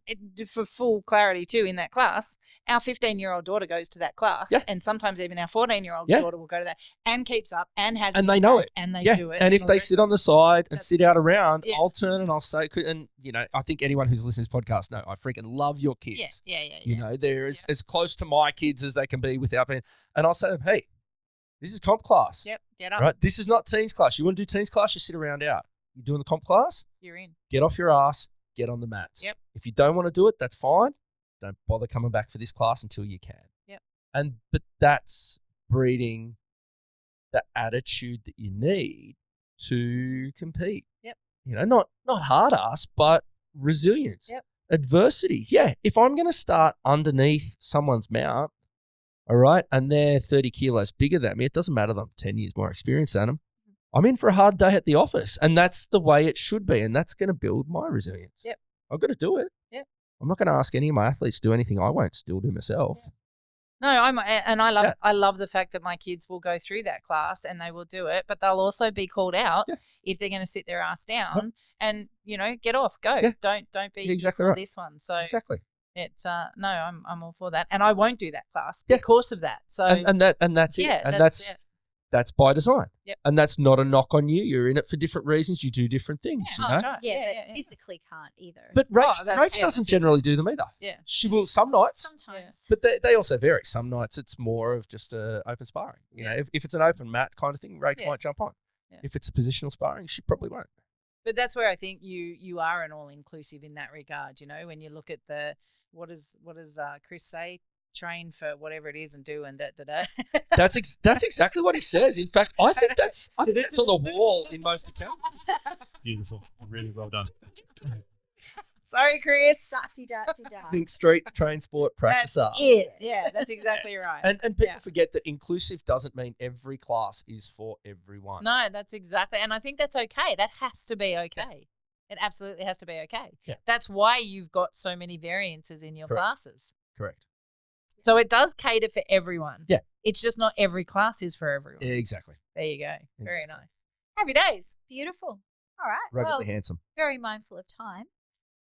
Do you have anything else? No, I'm good. Do you have anything else, Grant, you want to add? Not as long as you do the thing that you're supposed to do at the end. I know, because I'm you forgot already that on it. last No, time. I've got that in the form. No, we've got hope. We've got hope.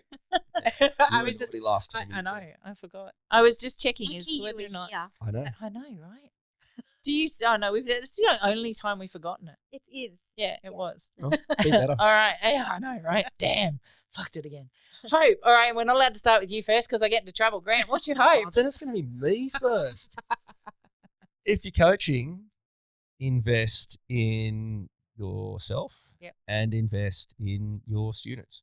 And I think that might have been really similar to what I said last time, but it is so apart. And it's you asked me, if I could do anything again. Yeah. I love teaching. I'm really, really passionate about this stuff. And, with my high school students, it's the responsibility of turning them into, awesome members of our community. Yeah. With my jiu-jitsu students, it's the responsibility of they're spending their hard-earned money with me and trusting me to do the best by them. So either way, everyone we teach, everyone we coach is owed the very best that we can give them. And if we don't constantly invest in ourselves, we can't possibly give them the best that we can. I have to say you're a very fortunate person in the regards that there's not a lot of people that can get to a 30-year point in their career and still go, I'm still here 100% as passionate as I was day one, if not more. I'm still passionate about the teaching part of my career, and that is a distinction. And I'm not even deep. That is a distinction. I know, but you still do love it enough that you're still in there, and you wouldn't, even now, if I said to you, hindsight, would you go back and do something different? No Your way. answer is no. Unless I could be a rock star. Yeah, fair enough. Yep. We all want to be a rock star. Yeah, it's true. Or a princess. No thanks. You'd look so good with a crown. Mm, Anyway, what's your hope, Rach? My hope is if you're a coach, don't. I've got to figure out how to say this, and I was racking my brain at how to say it. Is it don't die on a hill? Is that the saying? that depends on what you mean. Well, what I mean. Pick which by hill you're that- going to die on, Pick which hill. or No, don't put all your eggs in one basket. no. See, I always muck up my thing. If you don't love me at my worst, you don't deserve me at my best. Is it don't be a martyr? See who heals first, heals last. The We could be here all day, right? hills have ice. Could you narrow it down a bit for us? Which hill? Well, there was a hill, and the first part's a blue belt, and then as I go further up the hill, it's a purple belt. I walked beyond the shrubs because And I finally got Matt to crack them. there's more to it. You guys are so I know mean we're to horrible. me. It's even worse when there's three of us. I know. What's I your have hope, no Rachel? winning. What's the hill? Okay, stop it. There's no hill. Don't die on this sword. Maybe that's the one. Exactly what it is. Jesus. No, No, no. no. I'm pretty sure it's not. Fall on the sword for the You cause. guys are so mean to me right now, and I'm sick, and I just can't. I just don't want to play Okay, anymore. here's what I want to say. There is so many things evolving every single day. Mhm. And, as coaches, I think, and if you're running an academy, you can jump on the latest bandwagon. I'll come up with another analogy in a second. And you can put all your eggs in that basket. And it actually may not end up being the most constructive or the best way to teach your students. Mhm. So I guess keep your options open Yep. is the best way to go. Yes, incorporate different teaching styles and different learning attributes, and knowing that you have some students who are really concrete thinking and they need things like step 1, step 2, step 3, depending on how they think, how their brain works, and also at what stage of development they're in. There's other students that even though they might be new, they might be a super creative person, right? And so they may learn better in other ways as well. Have a variety of chocolates. Have enough tools in your toolbox. Life is like a box of chocolates. Sorry. Thanks, Forrest. And put your chocolates in the basket of eggs as long as they don't fall off the hill. We've ever done. And I'm sort of taking the piss out of myself as I go. So please know that Hey, I'm Kaz, very- what's your hope? Because I've got chicken wings waiting for me. I'm very well aware of the crap that's coming out of my mouth right now. But at the end of the day, what I'm trying to say is, like, have your options open. Yeah. You know, I think that's super important. Sorry, Grant, am I boring you now? No. I'm just really glad you took 8 minutes to say keep your options open. Chicken wings with gravy. You're married to me, so you should be used to it by now. Oh, man. Kaz, what is your hope? I'm pegging my hope over at the parents, and I'm saying this with a caveat because I'm a mama bear, and at the end of the day, I will step up and protect my children no matter who it is against. However, I am probably more respectful than a lot of other parents I have seen historically through the ages, in that when I put my kids on those mats, I'm handing them over to the subject matter experts to teach my children. And I'm a purple belt, so I have some clue, but I still will not sit on the edge of that mat and have a comment. If my kids come to me, my only response is get your ass back on the mats, unless they are broken or bleeding. So to all the parents out there listening, and I heard somebody say it the other day. I read it on Facebook. Somebody the other day put up a post and went, oh, my kids have decided they don't want to do jiu-jitsu anymore. And I'm sad about that because I saw it giving them something great. Don't be sad. Be a parent and put your kids back on the mats. So I think my hope is to any parents that are out there today, if you are fortunate enough to have coaches in your jiu-jitsu school that are prepared to invest in your children to help them achieve through this process, whether it's for sport, art, or defense, doesn't matter, irrelevant. These kids are taking so much more than just jiu-jitsu away from this. Allow your coaches to do their job and don't try and do it for them. Now, I did say at the start there is a caveat. So, you know, if any coach was to fuck my kids over royally beyond, obviously I'm going to come in. But it's never happened. And in 8 years of watching my kids train across a myriad of schools that we've been affiliated with, a part of, etc., and you guys included, the coaching is second to none. My kids learn, they adapt. Watching what I saw Willow do this morning, it just... Blew your mind. It really did. But watching who they are as people, like Willow for the last weekend has just gone out and helped so many of her mates that have reached out for whatever reason. She's got a leveled head. She's got the ability to be able to communicate, you know, and you guys are giving her the ability to be a junior coach, and Scarlett as well. They're coming up and they're bringing people under their wings and they're helping. I watch my kids every lesson and they will help a new kid come onto those mats. They're learning that because they've got leaders teaching them how to teach. Can we bring that full circle to what I said, which is, as coaches, that's our responsibility, is to meet exactly what you just said. And I hope, my hope is that parents let you. Yep. And my hope is that coaches realise the gravity of that responsibility. Yeah, for sure. Yep. Yeah, so I guess, you know, to surmise, if you are in a gym with coaches that realise that, then let them be. Let them do their job. And if your kids are waning at all, go talk to the coaches. Let the coaches encourage the kids back through. You know, give them the chance. Give them the chance to do their job if they're doing it really well. That's my hope. Love it. It was way better than my box of chocolate. Die on a hill with a sword. In an egg. In an egg. No, the basket with the eggs. So in a nutshell, What is it? It's never always, it's always sometimes. there you go. Maybe that was what my hope should have been. Mm. Yeah. I'm out. Have a great day.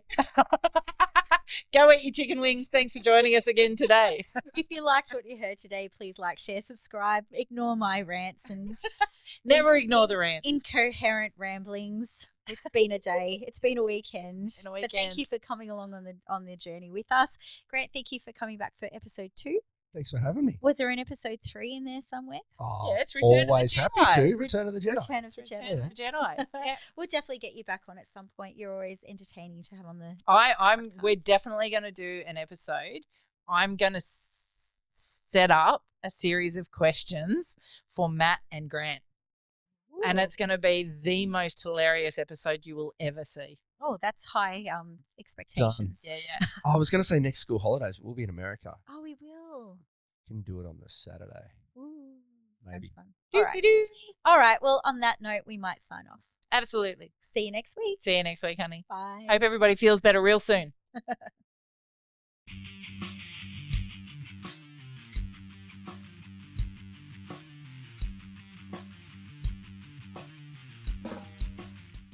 This podcast is a My Broken Soldier production.